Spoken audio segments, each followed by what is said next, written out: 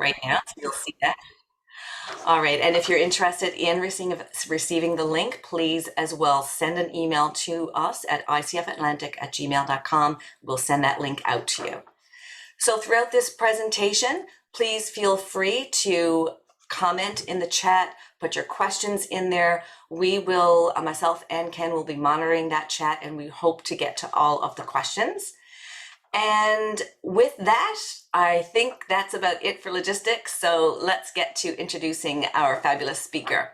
So Kenneth Cloke is a mediator, arbitrator, facilitator, coach, consultant, trainer, and specializes in communication, negotiation, and resolving complex multi-party disputes. He's the director of the Center for Dispute Resolution and founder and first president of Mediators Beyond Borders. He's an internationally recognized speaker and author who has published several books. He received his BA from University of California, Berkeley, JD from UC Berkeley's Bolt Law School, PhD from UCLA, LLM from UCLA Law School, and he did postdoctoral work at Yale University School of Law as well. So with that, before I bring Ken on, as I mentioned, he has published several books. And one of the treats tonight is we're going to do a random draw later for one of his books. So one lucky winner will walk away with that, whether you want that in Kindle version or you want that in hard copy, either or, we'll get that out to you. So we'll do that towards the end. And for now, we will welcome Kenneth Cloke. Thank you. Well, thank you. Thank you all for attending, taking time out of what I'm sure is a very busy schedule. I'm hoping that everyone now has access to the materials in the chat. If not, let me know and I will upload them again. Those materials now belong to you. Steal them, use them, turn them into whatever it is that will be helpful in your practice. So a second point is to just feel free to send questions at any point. Raise your hand if you have questions at any point. The goal of this conversation is to strengthen your skills in using questions to do the work that you do. And so if for whatever reason we're not achieving that goal, please let me know and interrupt and ask a question. I think that would be completely appropriate. So let's begin actually with two quotations. These are in the materials. Actually, I might as well share my screen with you so that you can see them. Our topic, of course, is the art of asking questions. And here are two really profound, deep, beautiful questions that I'm hoping will be helpful to you in your work. The first is from Elie Wiesel, who is, of course, a survivor of the Holocaust and has written really brilliantly and beautifully about that experience. He writes, "We are all partners in a quest. The essential questions have no answers. You are my question, and I am yours." And then there is dialogue. The moment we have answers, there is no dialogue. Questions unite people, answers divide them. So why have answers when you can live without them? Isn't that beautiful? Here's another one from a Hungarian novelist who probably no one has heard of, unless you're from Hungary, Sándor Márai.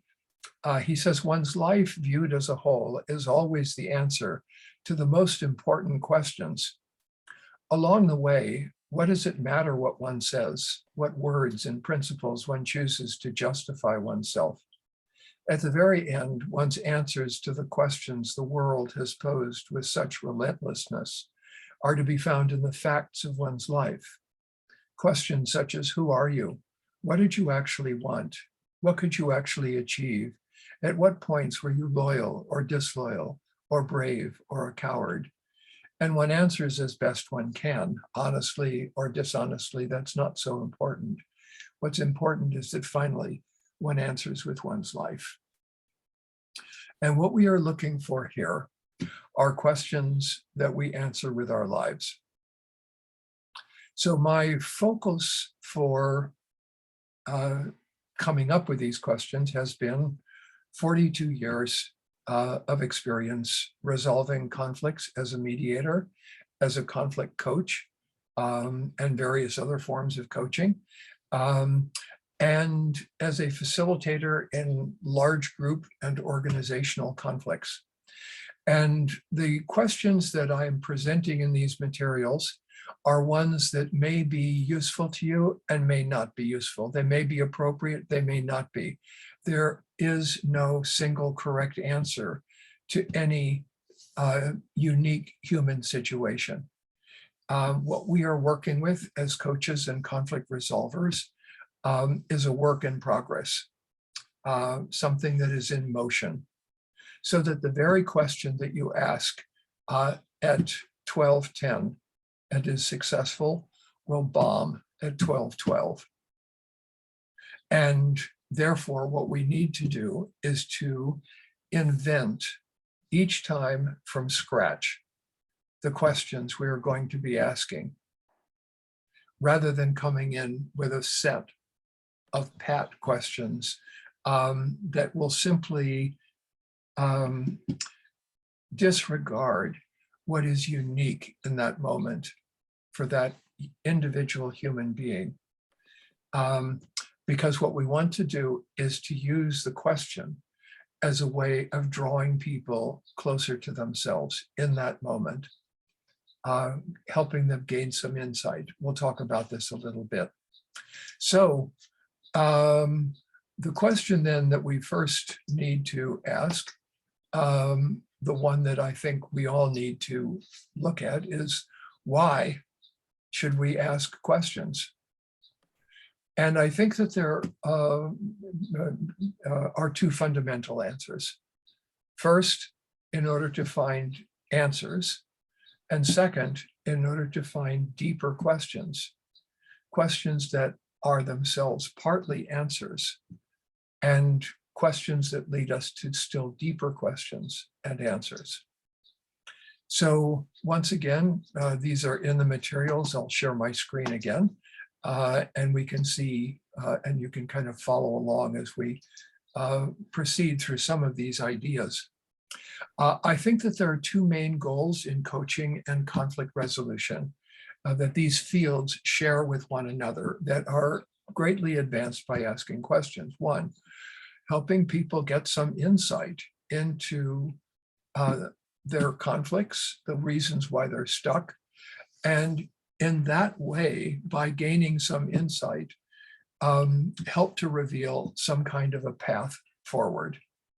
And secondly, not only insight into the conflict, but some perspective on themselves, their opponents, their issues, strengthening their capacity for empathy and humility, calibrating their attitudes and intentions, and surfacing underlying interests that may be helpful to us in figuring out what is actually taking place. These, I think, are things that conflict resolution and coaching share. So, what are questions? Well, we can think of them as ways of pointing awareness, that is helping people become more aware of what is actually taking place inside them, between them, and around them. And I use that expression because conflicts exist in those three locations. Problems exist in those three locations, and we are stuck in those three locations. One, internally, inside of us. Two, relationally or between us. And three, environmentally, around us, systemically, culturally, and in a variety of other ways. So if we can point awareness to the source of the problem, people may gain some insight into it. There are ways of strengthening curiosity, so that instead of thinking that we know the answers, we become curious about what it is that has actually happened. Curiosity is a kind of open questioning, a kind of um, effort to um, discover what it is that we do not know. And the greatest enemy of learning, in my experience, is what we think that we already know. So once we get beyond that, and we get beyond that through questions, we are then able to discover what may be happening. Questions are a way of looking together in the same direction.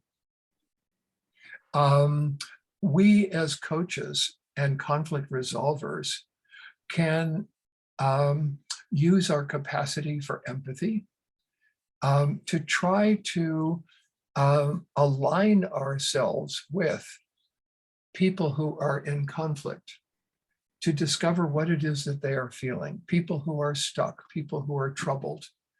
And so on one level, what we have to do is be inside the problem. But if we are only inside the problem, we'll be as stuck as they are. So we have to simultaneously be outside the problem in order to bring perspective to it. And how do we do that? Answer number one is by looking together in the same direction. And answer number two is by offering the perspective of one who is not stuck in that location, who is not hypnotized by that direction. Questions are invitations to a journey. And if we think of them in this way, the kinds of questions that we will ask will be different. They're explorations of what is unknown and what is unknowable. And it is often the case that we will avoid asking questions about something that we think is unknowable. But by asking questions about what is not knowable, we may make it just a little bit more knowable. We may be able to become more comfortable with our own lack of knowledge. Probably the best question I was ever asked came at a time when I was applying for a professorship at a university, and it was a joint appointment, so I had to be able to teach in 3 different subject matter departments. And so I was presenting all of my qualifications and the reasons why they should hire me and all of the things that I knew and could teach. And one of the people who was in the back of the room raised his hand and said, with all of those things that you've accomplished, how do you stay in touch with your ignorance? Now, isn't that a gorgeous question? How do you stay in touch with your ignorance? Well, that's a question that on some level is unknowable. But on the other hand, just by asking it, I have already shifted my orientation, and I have to actually appreciate him for revealing what is fundamental to any kind of educational experience, any kind of learning experience, any kind of coaching. There is something that is unknown, and we are trying to explore that thing which is unknown and perhaps unknowable. Questions are permissions to change and evolve and adapt and move away from fixed positions. And what we want to do is to ask a question that embodies the possibility of that change. And we will have several of those that I'm going to point you to later. Questions are open relationships and dialogues with the truth. The truth not as a capital T, but as a small t. Adventures of discovery, as I've indicated before, paths to insight, searches for buried treasure, meetings with mystery and surprise. And the last one is expressions of love for the universe. This may sound a little strange, but I think that questioning by itself is a kind of expression of love for what is um, uh, mysterious and awe-inspiring in the universe. So now let's ask a different set of questions. And here what I want to do is I want you to point, actually, I'm going to stop the share at this point and actually try and do this together. There are three fundamental categories of questions that I can ask this group of people, or any group of people. Category one, who is the oldest person on this call? Who's the youngest? Who's the tallest? Who's the shortest? Who lives the closest to downtown Chicago? Who lives the furthest away? And notice there is a single correct answer for all of us. Category of question two, how old are you? How tall are you? Where do you live? And now there's a single correct answer for each person. Notice that if I ask a question that calls for a single correct answer for everyone, I have automatically arranged the group in a hierarchy according to a principle that is suggested by the question. Maybe it's whoever is oldest is at the top of the list, or maybe at the bottom of the list. Whoever is youngest is at the top, or perhaps at the bottom. But there is a list, and it's arranged along a line. And you can find yourself along that line. That's a kind of hierarchy. And all we have to do is combine that hierarchy with wealth, status, and power. And we have created a kind of system of domination. And so what questions allow us to do is to shift out of the hierarchical kind of power-based approach to solving problems into one that initially looks inside of us for the answer.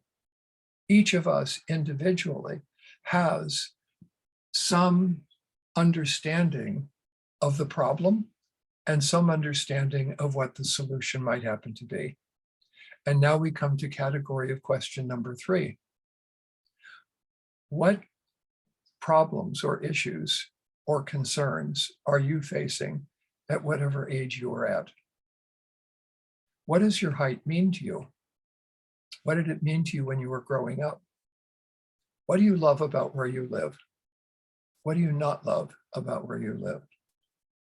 And notice now, there are multiple correct answers for each person. And the idea even that there is a single correct answer has disappeared.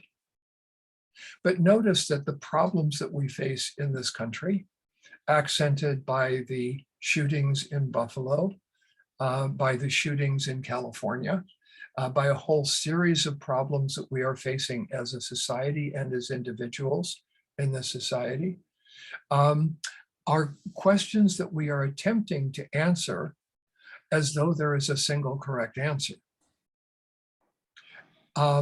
And that single correct answer that we come up with is a barrier to dialogue. Because if we have the truth, and the only question is, how far are we willing to go in order to impose our truth on others? But if we are if not just one version of the truth, but if we have within us multiple versions of the truth, we have now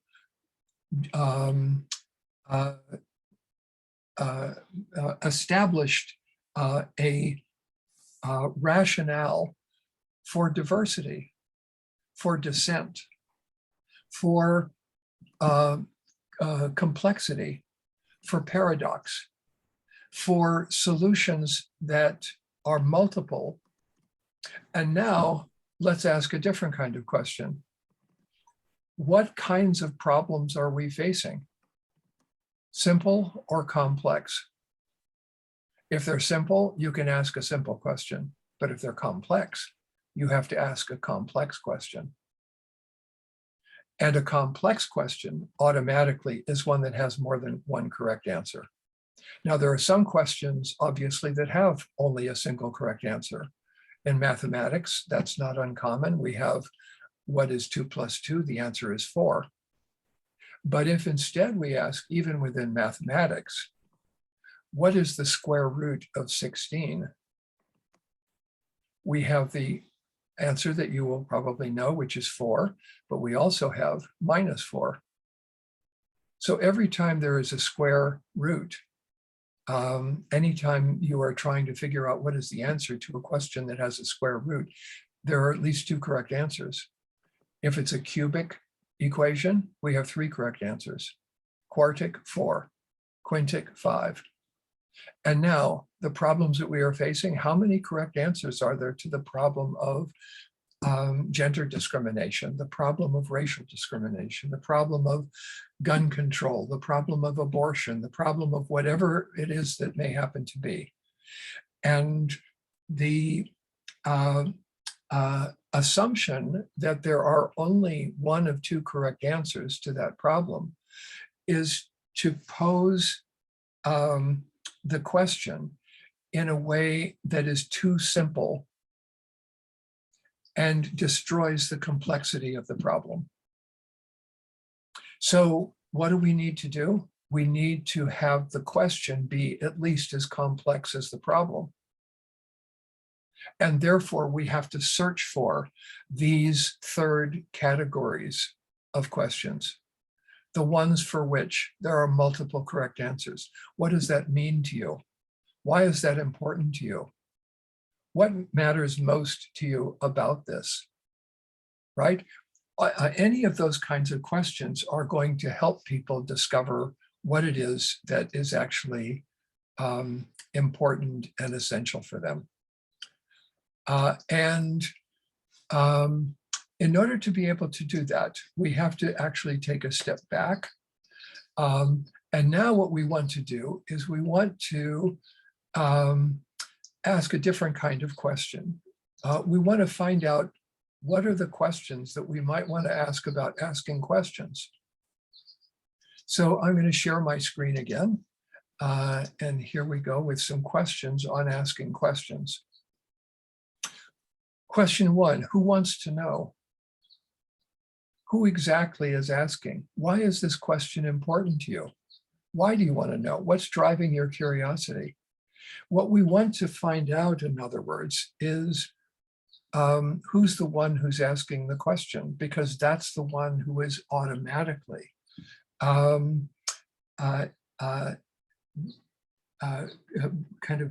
describing not just a question, but who they are as a person. Question 3, why do you care what the answer is? And these are just some generic questions. Here's one of my favorites. Is the question dangerous enough? Meaning, does it get close enough to what is fundamentally transformational about the problem? Does the question lead us to a pivot point? Is the question one that could conceivably change somebody's life? And we want the question, therefore, to be dangerous on that level, not in the sense of the kind of danger that will send people kind of running away, but the kind of danger that they understand already that the problem poses for them. What question does and I ask this in conflict resolution, do you or the other person most want to be asked or least want to answer? So try this one with people that you love, with your spouse's significant others. Try asking this question. What question would you most like me to ask you right now? And see what comes up. And of course, we have no idea what's going to come up, and that's the idea. But simply asking that question is inherently respectful, caring, humble, and curious. And so the question itself embodies a set of values. What question do you least want me to ask you, or least want to answer? This is a powerful question as well. And it's not necessarily that we will ask these questions. They're simply a way of thinking about how to ask questions that will help us become more courageous. I wrote a book several years ago called Mediating Dangerously. And the opening quotation is from the German writer Goethe, who said, in quotes, "The dangers in life are infinite, and among them is safety." So when does safety become dangerous? And the answer is when you are facing a problem that you haven't asked enough questions about, or deep enough questions about. And so what we want to do is to support people in asking those deeper questions as much as we can. What in your life or theirs could change based on the answer? And people will often know the answer to this question, even though they don't necessarily, they're a little frightened of the question. And I think this goes back to the question before about what question do you most and least want to be asked or answer. The difficulty in coaching and conflict resolution, I think, is that people come into this experience with two sets of feelings.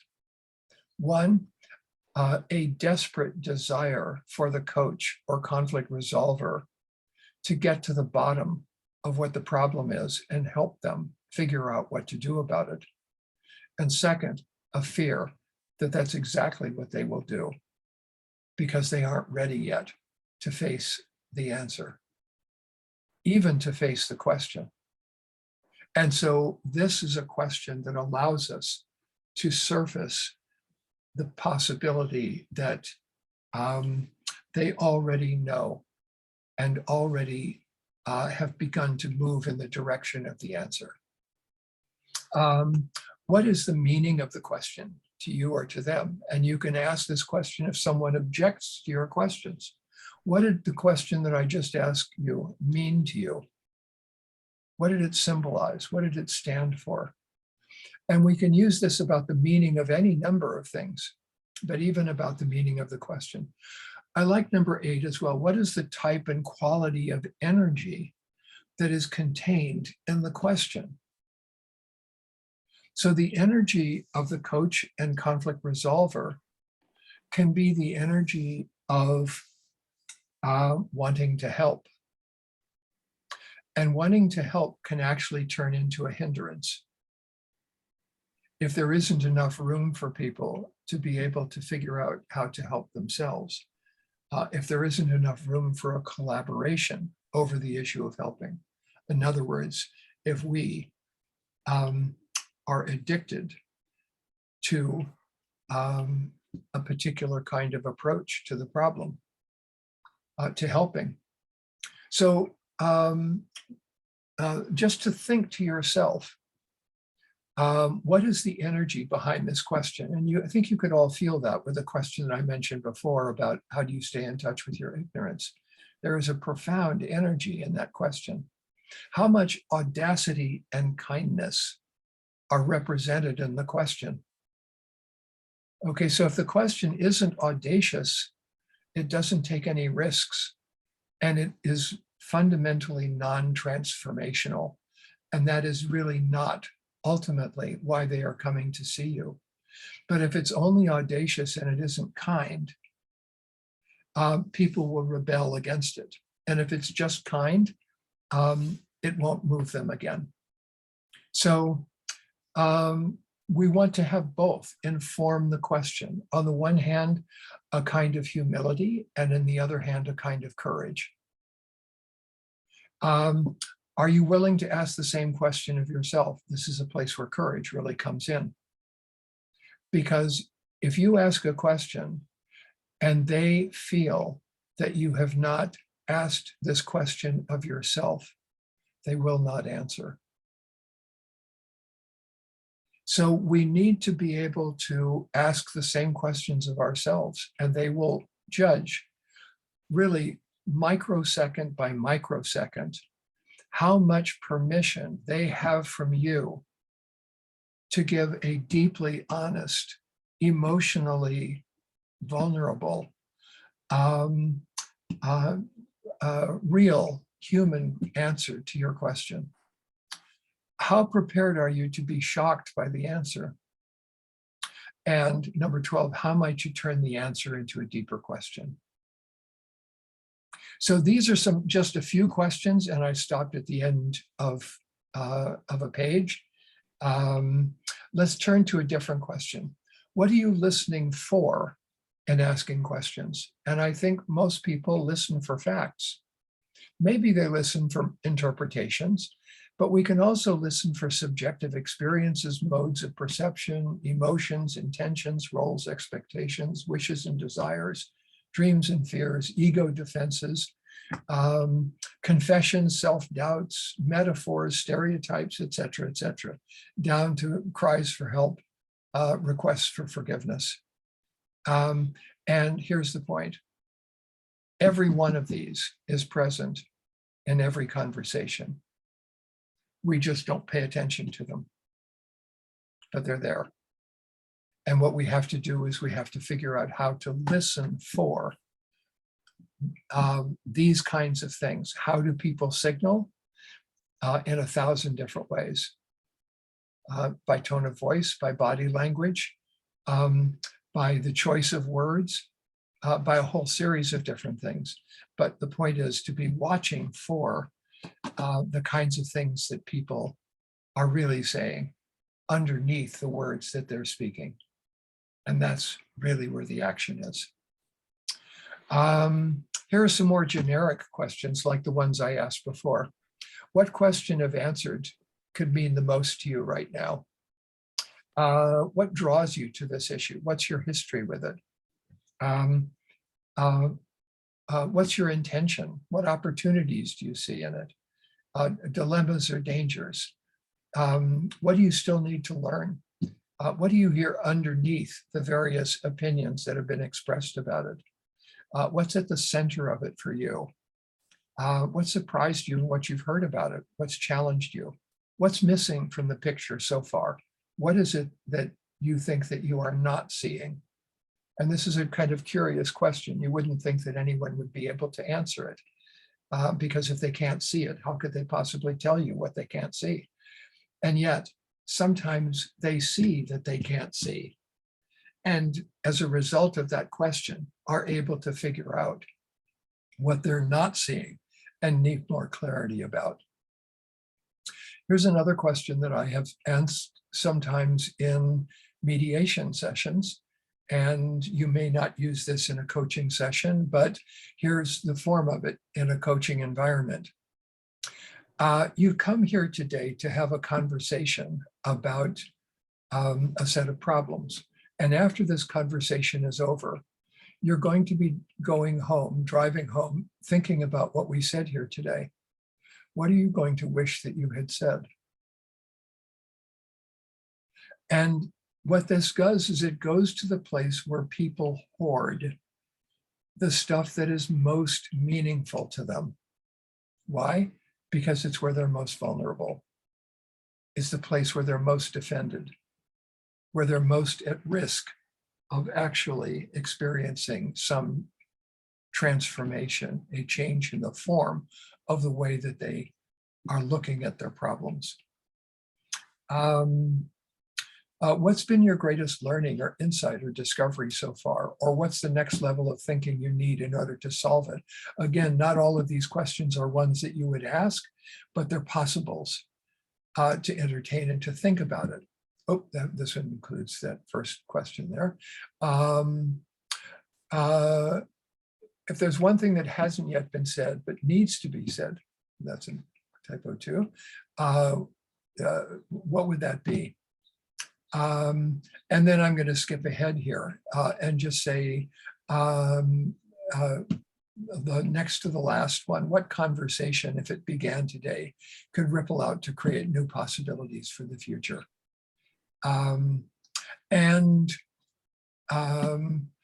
Number two here, what question, if it were asked right now, could take your breath away or drop you to your knees?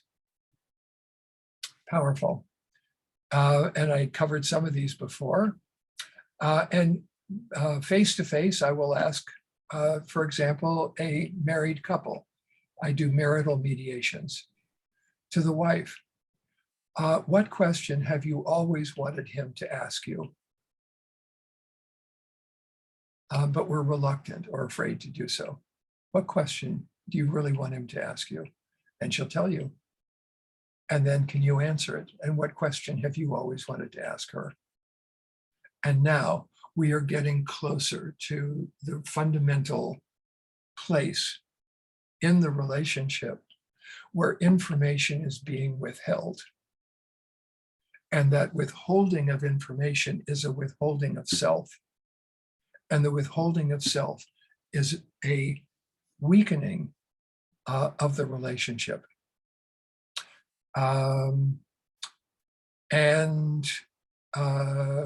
Okay, so we're going to skip over these, and let's now look at some questions specifically about coaching and conflict.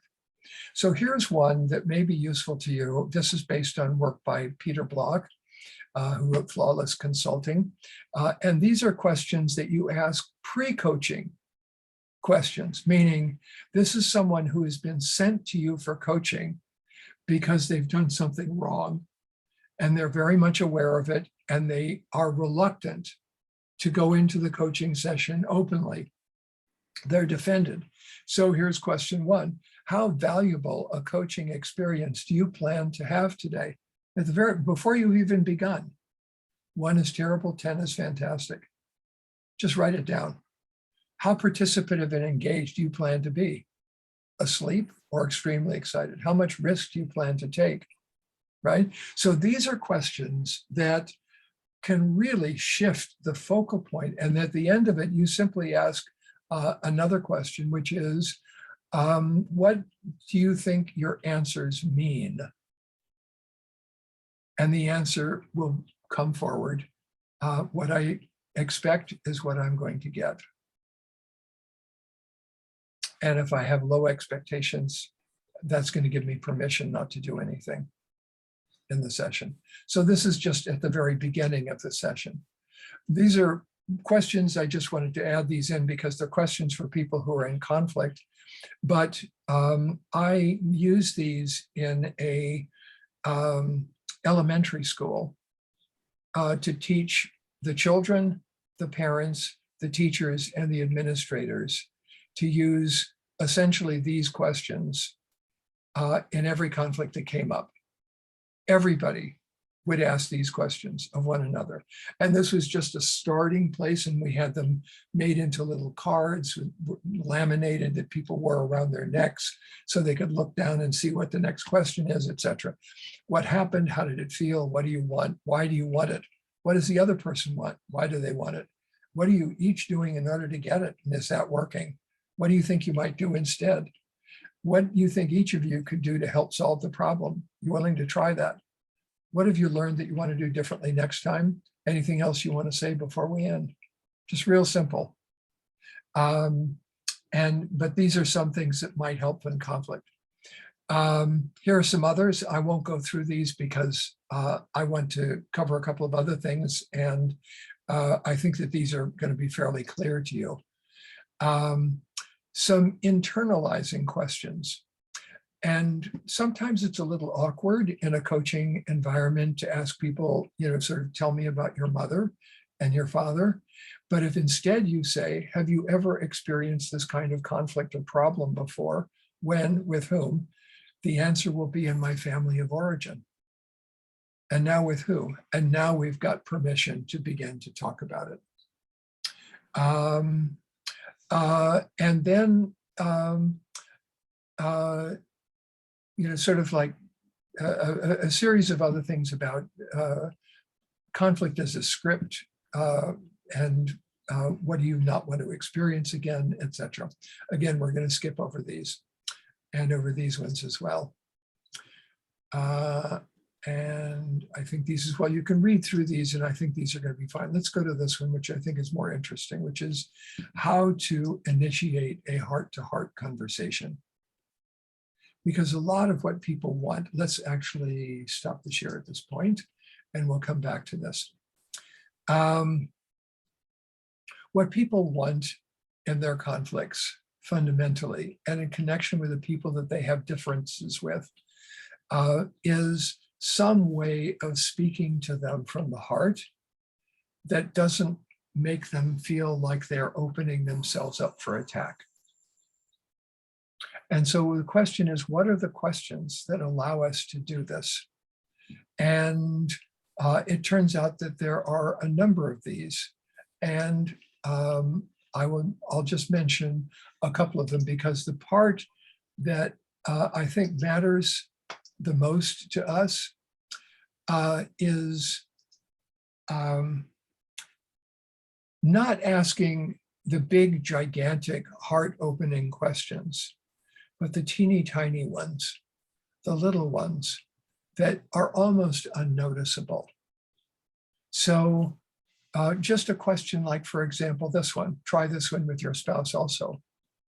Why do you care so much about this issue? Real simple. Why do you care about this? Tell me, I'm curious. I really want to know. I want to know what you care about, i.e., I want to know about you. And that gets communicated through this question. So why do you care so much about this issue? And in a sense, that's one of the questions that we have been waiting for, that we would love to be asked. And now I want to shift focus just for a moment, because I want to give you an opportunity to ask questions and jump in to just a couple of other short items. Here are a couple of other things that I think that you can do. One, is there anything that you feel you would like to apologize to the other person for? This is a dangerous question, dangerous for you, because you're taking a risk in asking this question. And the risk is that you will look like you are blaming the victim. That can't be the intention. The intention has to be to find the place where people are stuck. And one of those places is over their belief that they didn't do the best that they could have done. There is a place of self-forgiveness that needs to be healed. And one way to do this is to find the place where someone feels that there's something they need to apologize for. Is there anything that you would like the other person to acknowledge you for? And I can tell you, I'll just ask this question of you, raise your hand if you feel over-acknowledged, way too much acknowledgement. Okay, nobody has ever raised their hand. And you can totally overdo it with acknowledgement, and it's okay. But what we're getting at is that little heart space that wants to be acknowledged by the other person. We're a human being. We want to be recognized for what we care about, what's meaningful to us, what we've done that has contributed to others. It's a big thing. And now I want to go to the last piece of this just for today and open it up for questions. And that is, what happens if none of this works? Or if they don't believe that any of it will work in a conflict? Here are some things that can be done. To the person, and I do that, some of this in mediation, some of it in coaching.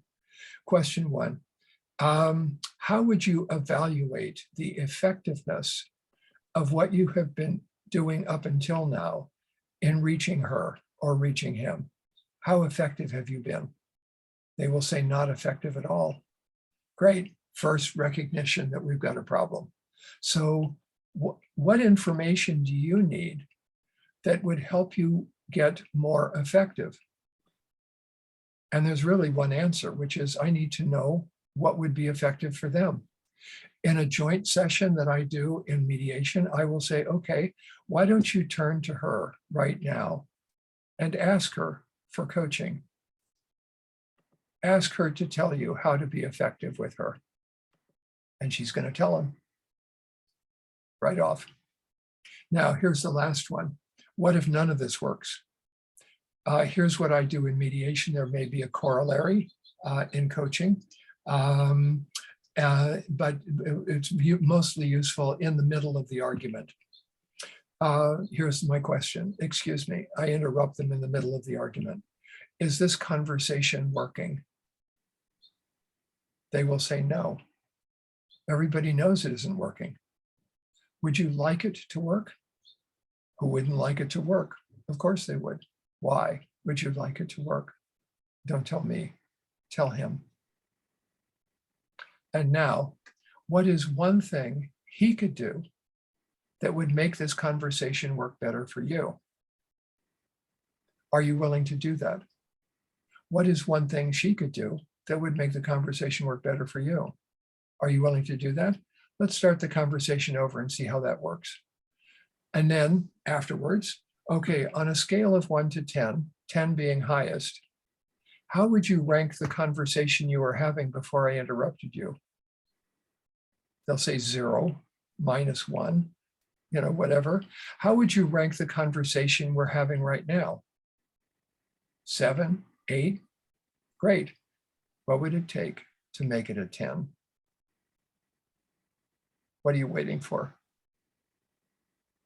Why not have it just be a 10? Go for the 10. Okay, so these are some of the questions that are introduced in the materials. There are a series of others. I guess there's maybe one last one to mention. There are some questions on prejudice and bias, but the last one I think I want to mention just because otherwise it might need some explanation, is at the very end of the slides, what I call some dangerous questions. Here are some. Now, these are seriously dangerous questions, is another way of describing them, meaning really watch out if you're going to ask these questions, but try to think if there isn't some less dangerous way of asking them. What have you done to create the very thing that you are most troubled by? That is a heavy, heavy, serious question. And it can be interpreted incorrectly as you're attacking them. So you have to have built your empathy and your relationship and trust with that person really deeply before asking it. What have you been clinging to or holding on to that it is now time for you to release or let go of? What are you responsible for in your conflict that you have not yet acknowledged to the other person? I mentioned the other one before. What do you long for in your relationship with the other person? Wow, really beautiful question, but it's a dangerous one because if there's some longing in there, that's going to be tough for them. What is the refusal or no that you have not yet communicated, or the permission or yes? What is the resentment, or what issues are you still holding on to that the other person doesn't even know about, etc. And then the last set of these, what are you still unwilling to forgive? What price are you willing to pay for your refusal to give? And how much longer are you prepared to continue paying that price? And then the last one is, what are you prepared to do unconditionally without any expectation of recognition or reciprocity by the other person? There is a kind of a last question that I find is also a heart-based question. And that is, oops, let's see, stop sharing. Did you do that? And that is this question, and I like to end with this one sometimes. If this were and I do this in a three-party situation where there are two people in front of me, or maybe a group of people, but sometimes one-on-one. But here's the form of it in a mediation. if this were the very last conversation you were ever going to have with one another, what is the very last thing you would want to say? The answer has to come from your heart. And you will have a fundamentally different quality of answer if you ask that question, if the timing is right. And I apologize for going a little bit overboard in terms of time, but I'd like to find out if there are any questions or difficulties or even vigorous disagreements and objections. Or perhaps while we're waiting to hear that, also, I'd like to just ask people out of a sense of curiosity, if you could paste in the chat the best question you were asked, the best question anybody has ever asked you, or the one that made the most difference in your life. If you have one like that, if you could post it in the chat, that would be great. So let's see, are there any other questions? So let's see, these are, yeah. Okay, great. So once again, the slides are yours. Steal these questions, make them yours.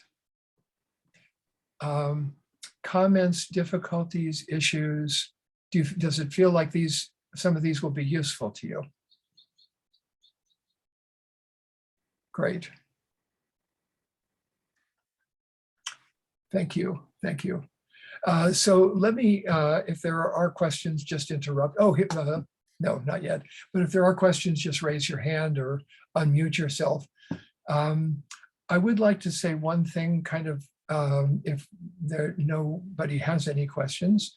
Oh, let's see, what mask do you wear most of the time? Oh, that is a beautiful one. Really great question. One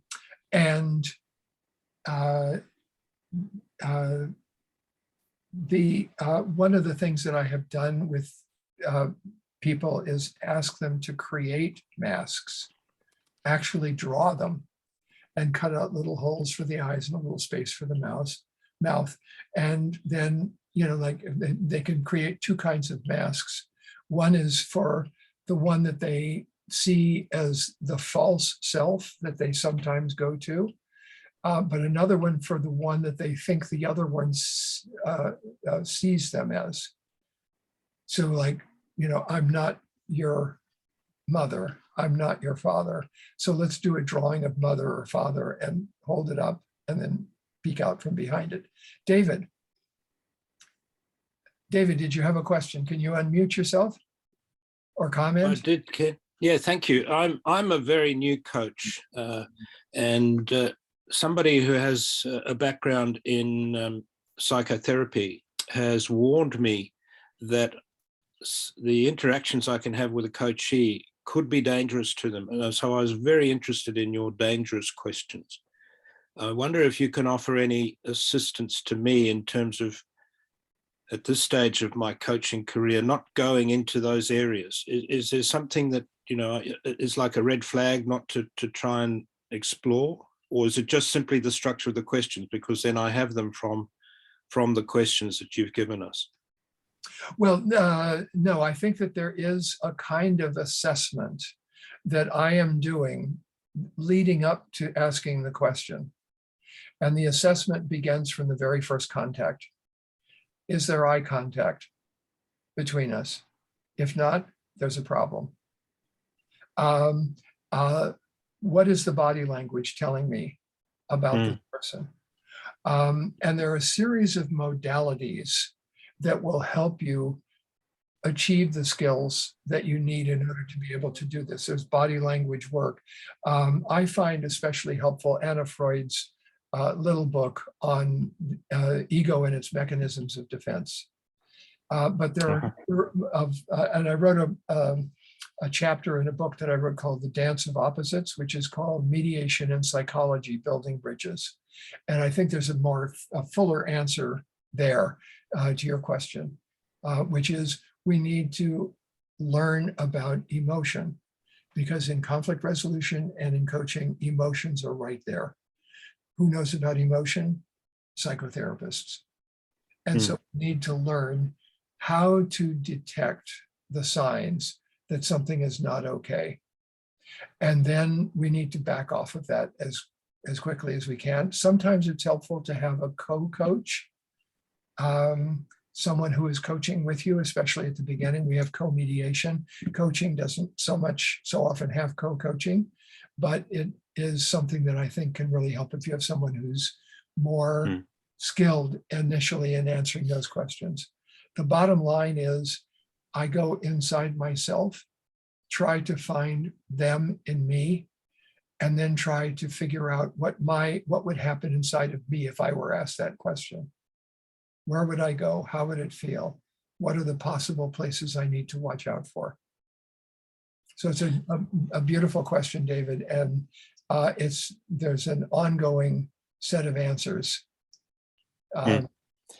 Okay, thank Great. you very much. I appreciate you for your wisdom, your experience, and especially for sharing it with us. It's amazing. Thank you very much. Thank you. It's my pleasure. And I'm Ken, sorry. we are ready to do the draw. We can't forget the book draw. So I have just randomly listed out names from number 1 to 17. And I'm going to ask you, because you haven't seen my list, to just pick a random number between 1 and 17. And then that's who will declare our winner. Okay. So let's pick number 11. Number 11, Patricia Brady. Is Patricia on the call? No? Okay. Well, I will be reaching out to Patricia. All right. Thank you. Thank you. Thank you all very much. Thank you so much. This was really fantastic. My pleasure. My Great. pleasure. Thank you. Take care. You too. Bye-bye. For now. Thank you, Ken. So one of the best slide decks ever. Thank you very much. Thank you. Bye-bye.